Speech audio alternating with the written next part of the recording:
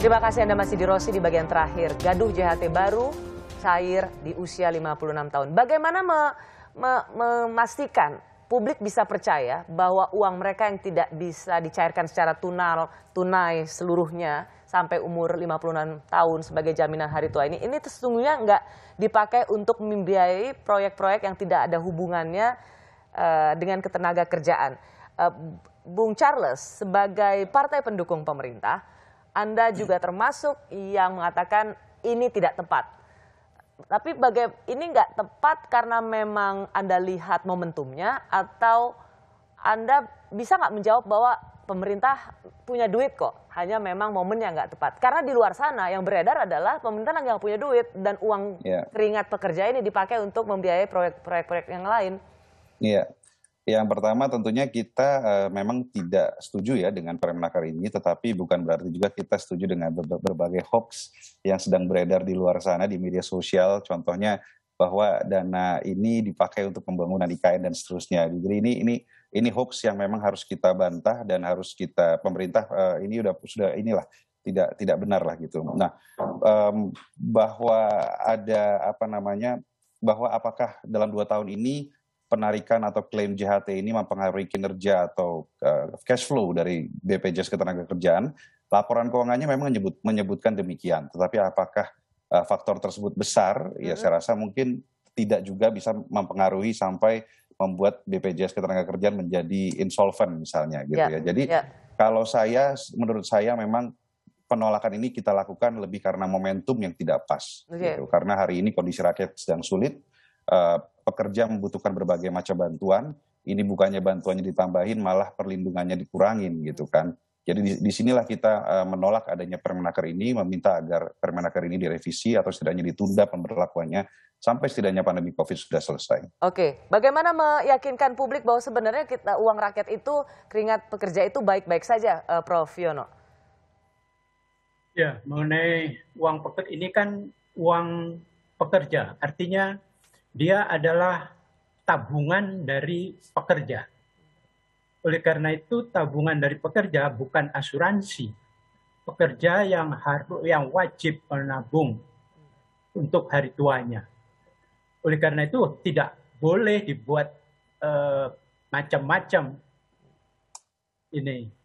uang pekerja ini, harus dikembalikan pada pekerja. Ya, dan Prof. Yono termasuk yang setuju bahwa itu bisa diambil kapanpun oleh pekerja, seperti apa yang diamanatkan oleh Undang-Undang Sistem Jaminan Sosial setelah keanggotaan 10 tahun ya. Jadi tidak menunggu 56 tahun.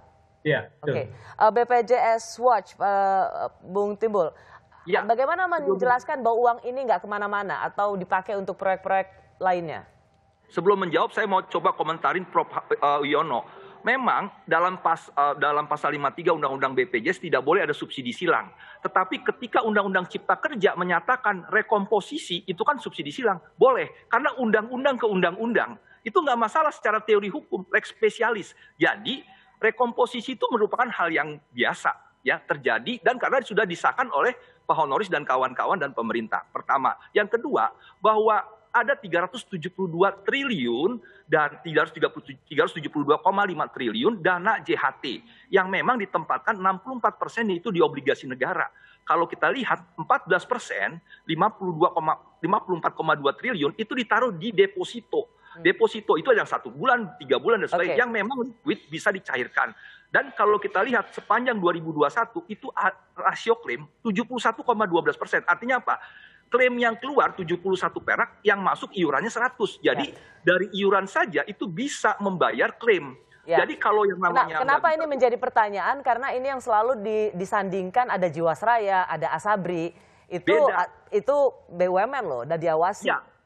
BPJS Ketenagakerjaan dan BPJS Kesehatan bukan BUMN, itu badan hukum publik yang diatur dalam investasi itu di PP 99 2013, PP 55 tahun 2015. Kalaupun membeli saham, dia harus LQ45, nggak boleh saham-saham burem. Jadi menurut Anda sepakat nggak tunda dulu saja supaya semua mendapat masukan dan ini lebih bisa diterima oleh seluruh pekerja, semua buruh. Anda setuju nggak, Bung Timbul? Karena Anda yang termasuk membela Permenaker ini. Ya, saya sangat setuju. Karena usulan kami begini, usulan saya, Permenaker 19 ini masih berlangsung 6 bulan, jadi tidak 3 bulan. Waktu itu kita usulin setahun baru berlaku. Tapi kan Menaker mintanya 3 bulan. Waktu itu saya bilang 6 bulan juga. 6 bulan sebenarnya ini untuk bisa menceritakan tentang JKP. Oke, singkatnya aja. Jadi menurut Anda sebaiknya ditunda apa enggak?